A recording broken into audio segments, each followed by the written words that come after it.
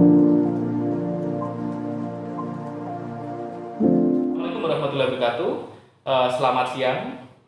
Selamat siang guys ya. Salam sehat untuk semuanya. Saya Dr. Arif Rahman Nurdianto dari Puskesmas Trosobo. Hari ini kita akan membahas dialog ya. Kita akan berdialog ya, sedikit berdialog mengenai bagaimana sih rasanya kita jadi pasien COVID-19. Jadi setelah waktu yang agak lama, kita mencari waktu yang enak untuk kita ngobrol di vlog saya, ngobrol di vlognya Puskesmas. Tibalah saatnya kita bisa ngobrol yang enak di tempat yang santai dengan mantan pasien confirm COVID-19 ya. Boleh Mas ya, saya kalau misalkan menyebut namanya seperti itu. Boleh, silakan. Ya, kebetulan ini Mas Koirul ya, Mas Koirul ini staf kami yang ada di Puskesmas Trosobo dan beliaunya kebetulan juga pernah confirm ya. Berapa kali Mas confirmnya? Dua kali. Satu kali confirm, yang pertama cuman ini rapidnya aja yang reaktif. Jadi waktu setelah rapidnya reaktif dilakukan swab, ternyata confirm beneran seperti itu. Kemudian nanti kita coba tanya-tanya ya ke Mas Khairul, bagaimana ya rasanya jadi pasien yang terkonfirmasi positif COVID-19, kemudian bagaimana ya kiat-kiatnya di rumah sampai dia ini bisa kembali lagi, lingkungan sekitarnya juga enak, mau menerima semuanya ya Mas ya. Mohon izin nanti saya nayangkan juga Mas ya di channel YouTube kita. Silakan Dok. Kita tayangkan juga.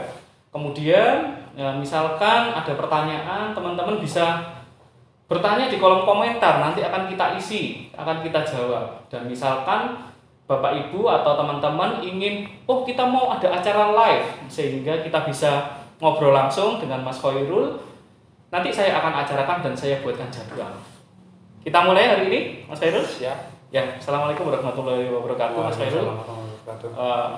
Kita nggak usah salaman karena sudah kenal ya. Kebetulan kita satu kantor. Jadi Mas Khairul ini sudah 2 kali terkonfirmasi ya. Iya. Gimana rasanya Mas Khairul? Untuk awal kaget pasti.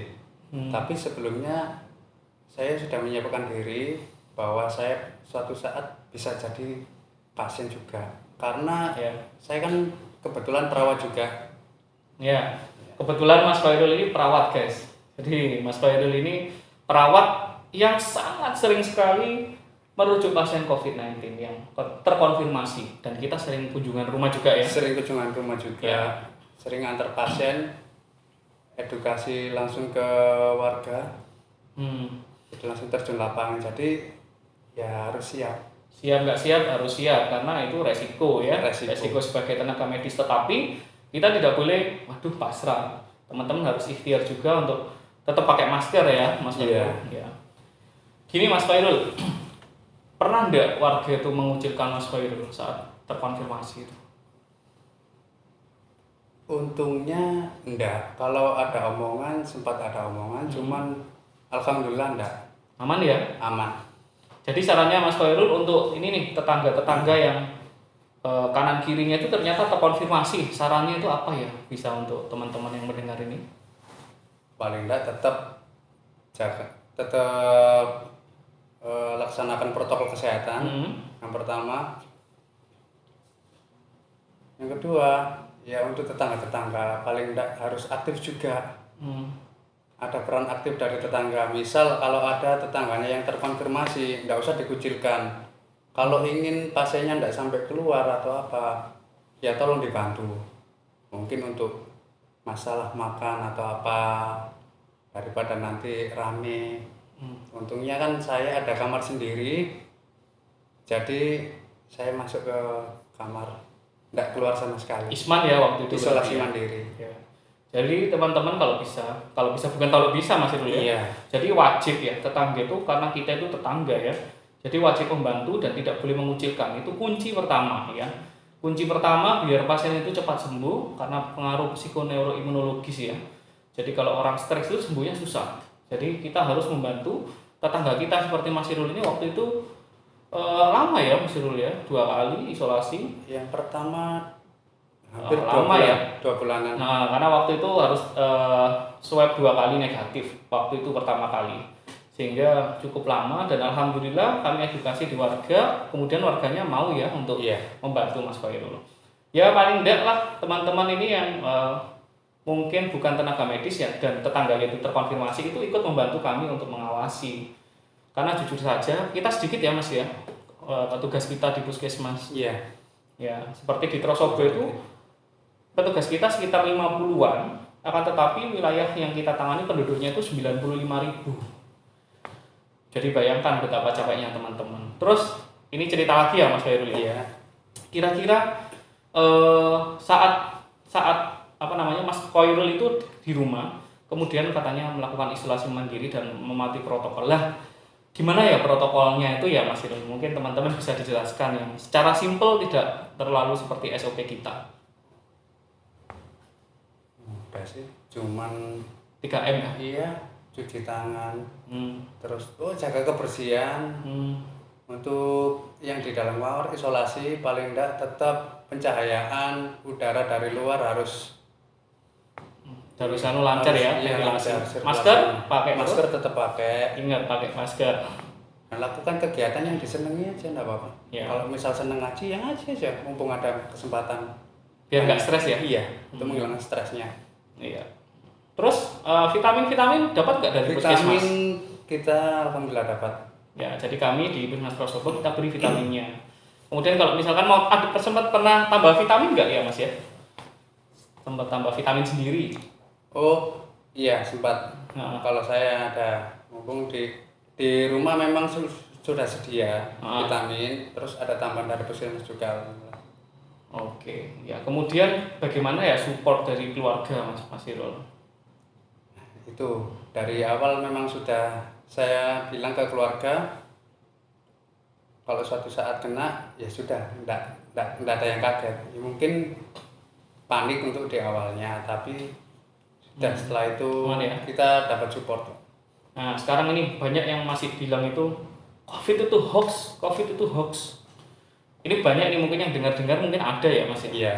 Mungkin masih ada orang-orang yang mengira COVID-19 itu hoax. Bagaimana Mas? Nanti padahal nanti kita ada ya, kita punya teman-teman driver yang kerjanya 24 jam untuk melayani COVID-19. Gimana Mas kalau orang-orang yang sukanya ngomong hoax gitu? Daripada cuma ngomong hoax, lebih baik kumpulkan dulu datanya, pelajari, baru beri kesimpulan itu hoax apa enggak. Kalau menurut saya virusnya ada memang ada virusnya. Tapi seberbahaya apa? Enggak mematikan sih menurut saya. Karena Masnya sehat ya? Karena yang pertama simptomatik. Enggak ini. Yang pertama enggak usah stres. Kalau punya komorbid itu kalau stres tambah malah komorbidnya yang naik. Cuman itu aja. Jadi jangan stres. Kalau kena, kalau misalkan asimptomatik, isolasi seperti Mas Khairul.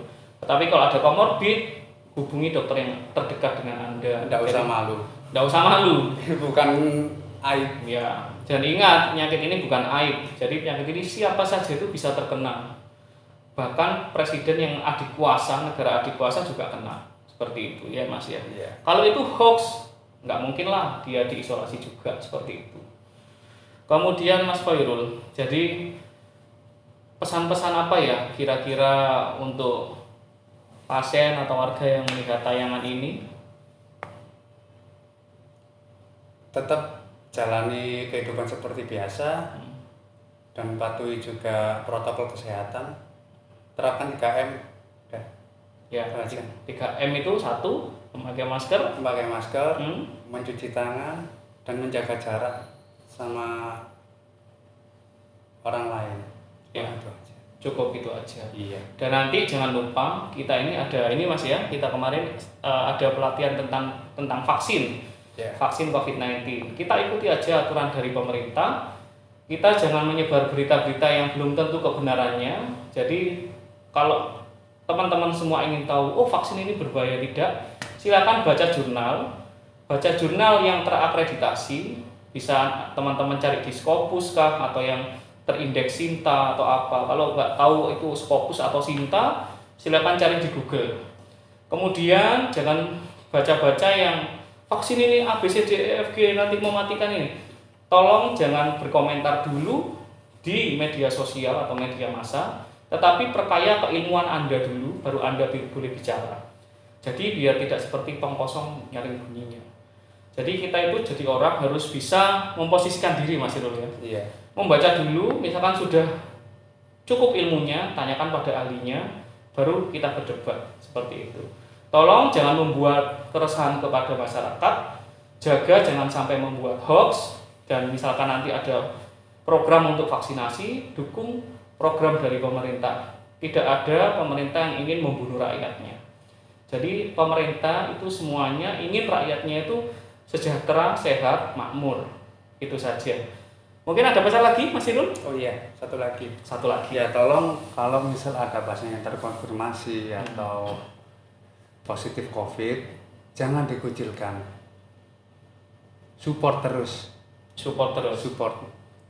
Karena kesembuhan itu dari supportnya tetangga, keluarga, orang-orang terdekat. Jadi bukan dari obat. Harus ada ini karena belum ada obatnya ya. Iya. Jadi support keluarga, gizi, imunitas kita itu harus bagus sehingga pasien-pasien lekas sembuh dan patuhi protokol kesehatan. Ya, jangan merasa masih muda sehat terus berkeliaran, nggak mau isolasi mandiri bila terkonfirmasi. Jangan sampai seperti itu. Jadi tolong hargai petugas kesehatan seperti Mas Khairul yang sudah bersusah payah bahkan sudah terkonfirmasi COVID-19 juga. Jadi tolong hargai mereka berjuang untuk Anda dan Anda harus berjuang untuk mereka dengan apa? Dengan menerapkan 3M+. Yang pertama, memakai masker, mencuci tangan, menjaga jarak, kemudian plusnya itu apa? Plusnya menunggu vaksin itu ada. Dan misalkan ada komorbid bagaimana? Nanti kita akan urus, kita akan konsultasikan ke dokter yang lebih expert, yang ahli di bidangnya. Itu saja dari kami, ya Mas Irul ya. Terima kasih atas atensinya. Di sesi-sesi berikutnya akan ada tenaga kesehatan yang lain yang akan kami ajak diskusi dan kita korek ya, kita klik sedikit bagaimana rasanya menjadi petugas selama masa pandemi COVID-19. Terima kasih. Saya akhiri ya Mas Irul. Wassalamualaikum warahmatullahi wabarakatuh. Salam sehat.